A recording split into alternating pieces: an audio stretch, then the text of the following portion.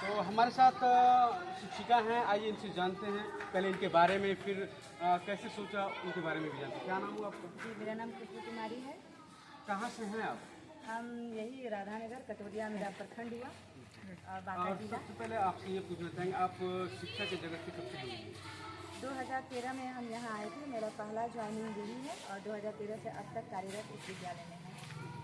तो आप 2013 से ज्वाइन किए, उसके बाद फिर आप स्कूल में कई चीज़ों को बदलाव किया, इसको लेकर के आपने कैसे सोचा?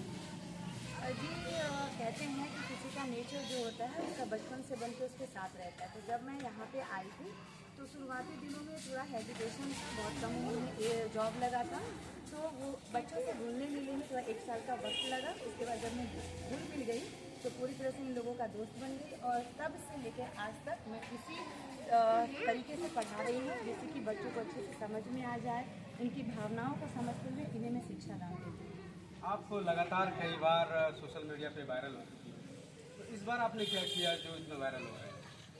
एक्चुअली क्या था ना कि पहले मैं पढ़ाती थी ऐसे ही खेल कूद करके बच्चों को मनोरंजन तरीके से एक्टिविटी के माध्यम से, लेकिन सोशल मीडिया में उसे मैं नहीं डालती थी। फिर जब हमारे हेड सर आए हमारे विद्यालय में तो उन्हें सोशल मीडिया के बारे में बहुत सारी जानकारी थी, तो उन्होंने मुझे इंक्रीज किया, बहुत ज़्यादा मोटिवेट भी किए वो कि आप जो पढ़ाते हैं बहुत ही अच्छा तरीका है, बच्चों के साथ इस तरह से घुल मिल के रहते हैं, बच्चे भी आपसे दोस्ताना माहौल में रहते हैं, तो क्यों नहीं आप अपनी एक्टिविटी को रिकॉर्ड करके उसको सोशल मीडिया में डालें। जब आप उसको डालिएगा तो अधिकारी लोग भी देखेंगे, साथ ही जन जागरूक भी होंगे, तो ये एक अच्छा कार्य होगा। आप पढ़ाने के साथ साथ लोगों को भी जागरूक कर सकते हैं। तो उनके कहने पे मैं ये हिम्मत जुटाई। पहले तो लग रहा था कि कैसे मैं करूँगी, क्योंकि पढ़ाना आसान होता है लेकिन किसी चीज़ को रिकॉर्ड करके और उसको उसी रूप में लोगों तक पहुंचाना थोड़ा मुश्किल होता है। लेकिन सर के बार बार कहने से मैं उनकी बातों को टाल नहीं पाई और एक बार प्रयास की और फर्स्ट चांस जब मैंने प्रयास किया, लगभग 1 महीना वीडियो बनाई, उसके बाद से वो उस साल ही मेरे वीडियो वायरल हुए, जो कि मैंने बच्चों को चहक कराया था, जिसमें चकधुम सॉन्ग पे बच्चों को डांस करवाई थी, वो वीडियो मेरे वायरल हो गए।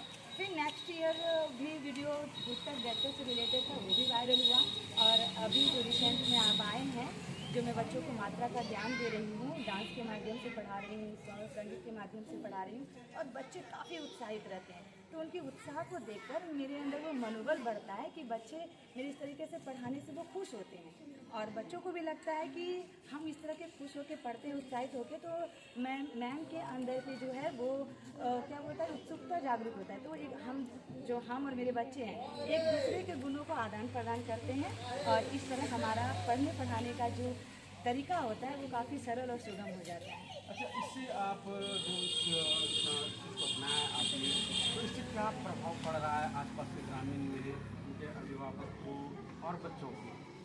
उसका बहुत ही अच्छा प्रभाव पड़ रहा है। हमारे बच्चे संस्कारी भी हो रहे हैं, साथ में इनके अंदर कुछ करने की ललक जागृत हो रही है और इनके पेरेंट्स बच्चे को समय पे विद्यालय भेज रहे हैं और पहले जो बच्चे आते थे उससे काफ़ी संख्या में ज़्यादा बच्चे विद्यालय आते हैं और अपने मन से रहते भी हैं।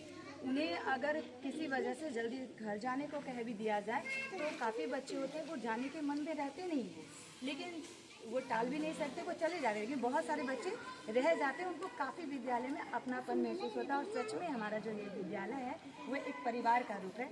ये हमारे बच्चे और हम सभी जितने शिक्षक हैं माता पिता की भूमिका में रहते हैं। इन लोगों से रिलेटेड अगर कोई भी कष्ट हो वो हम लोग के तक आता है तो सॉल्व हो जाता है और हमारे में भी अगर कोई आँच आए तो बच्चे हमारी रक्षा बखूबी बहुत अच्छे से करते हैं। तो मतलब मिला जुला कर अगर बात करें तो आप लोग एक परिवार की तरह, हाँ, एक परिवार की तरह। जैसे कि ये बच्चे हैं और ऐसे आपने सिखा रहा, तो इसका आइडिया आप कहाँ से लाते हैं कि हमको बच्चों को ये चीज़ बताना है, ये चीज़ सिखाना है? जी, ऐसे कह सकती हूँ कि गॉड गिफ्टेड कोई चीज़ होती है जो बच्चों को देख कर उनके मनोभावों को समझ जाना कि बच्चे क्या चाह रहे हैं। उनके अंदर अगर कोई समस्या भी आती है तो बच्चे सबसे पहली समस्या लेकर आते हैं मेरे पास, उनकी समस्याओं को देखती हूँ, उन्हें मैं सुलझा लेती हूँ। साथ में जब मैं क्लासरूम में जाती हूँ तो बच्चे के फेस को देखकर मुझे लगता है कि ये अभी किस मूड में पढ़ने लायक है, क्या इसे मैं सिंपली तरीके से पढ़ाऊँ तो ये बोर हो जाएंगे, तो मैं वहाँ पे तुरंत ही एक्टिविटी को शामिल करती हूँ और फिर मैं उन लोगों को पढ़ाती हूँ। साथ ही हमारे जो सरकारी शिक्षा विभाग है वो समय समय पर हमें ट्रेनिंग भी देते हैं कि कैसे बच्चों को पढ़ाई में हमें शामिल करना, उन्हें केंद्र बना करके हमें उनको पढ़ाना है।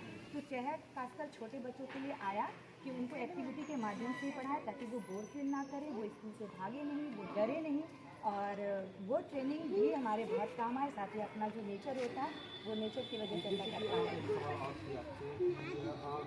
जैसे कि बच्चे हैं तो क्या इस प्रकार से हर एक स्कूल में सुविधाएं उपलब्ध कराई जाए तो आने वाले भविष्य में क्या प्रभाव?